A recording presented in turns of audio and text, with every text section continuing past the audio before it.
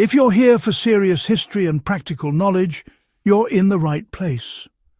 On Warpaths of Europe, we focus on how people actually survived war, movement and long supply lines when failure meant starvation.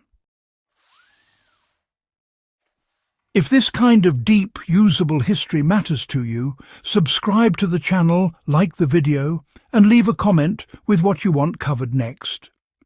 Now, let's get straight to the methods that kept Europe fed long before refrigeration existed.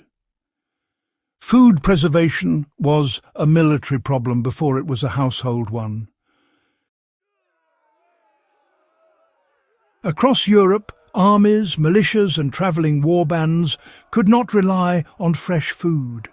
Campaigns stretched for months, sometimes years, and moved through devastated land.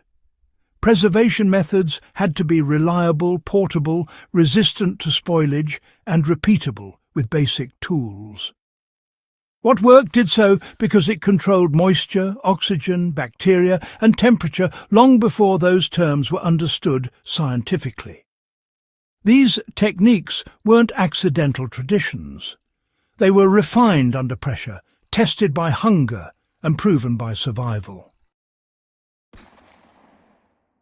Drying removed the single greatest cause of spoilage.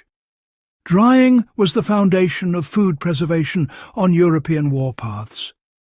Meat, fish, fruits, herbs, and even bread were dried because bacteria and mould require moisture to grow. Soldiers carried strips of dried beef, venison, or mutton that had been air-dried, sun-dried, or lightly smoked first. Fish, like herring and cod, were split and dried hard enough to last months. Grain was stored fully dried and kept off the ground to prevent rot. This worked because drying dropped water activity below the threshold microbes needed to survive. In practical terms today, you can replicate this by slicing meat thin, salting it lightly and drying it in moving air or low heat until it snaps rather than bends. This is not about flavour, it's about removing water completely. Salt was strategic material in Europe, fought over, taxed and stockpiled for war.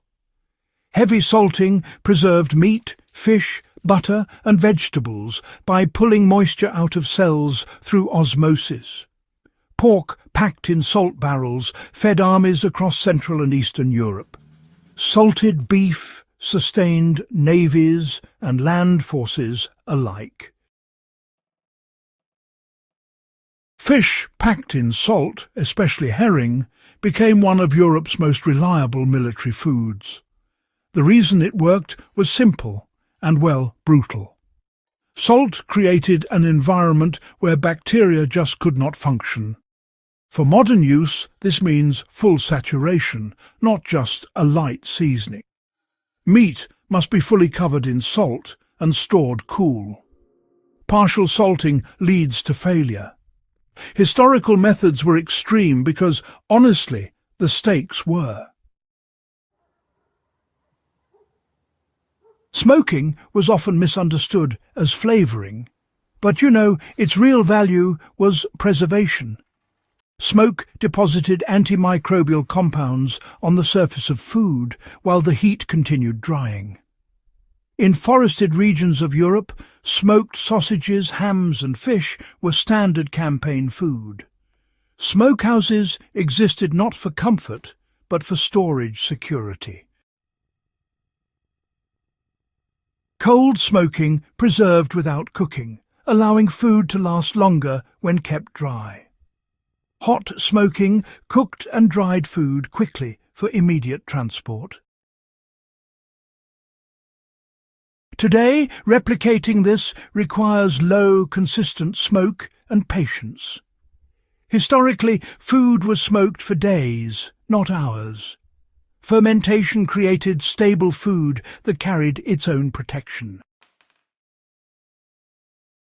Fermented foods were essential on European warpaths because they preserved vegetables when salt alone was insufficient or scarce. Sauerkraut is the best-known example, carried by armies because it resisted spoilage and prevented deficiency diseases.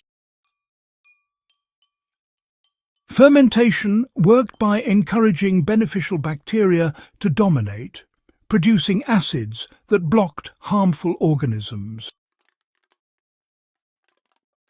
This was controlled preservation. Cabbage, packed tightly, salted properly, and kept submerged, would last for months. You can apply this now by fermenting cabbage, carrots, or turnips with nothing more than salt and a sealed container. Precision matters. Too little salt invites rot. Too much stops fermentation. Fat preservation locked out air and moisture. In colder regions and during winter campaigns, cooked meat was preserved in rendered fat. Known later as confit, this method sealed food from oxygen. Meat was cooked slowly, packed into containers and fully submerged in fat. Without air, spoilage organisms could not survive. This worked best in cool conditions, which Europe often provided. For modern use, this method still works if temperature is controlled and fat coverage is complete. Any exposure leads to rapid failure, which is why historical storage was meticulous. Grain storage was engineered, not improvised. Grain fed Europe's armies, and preserving it was a science in practice. Grain was dried thoroughly, stored in raised bins, sealed from moisture, and protected from rodents. Mould was the enemy. Once wet, grain was ruined. Soldiers carried hardtack, a bread baked repeatedly until nearly indestructible. Hardtack worked because it contained almost no moisture.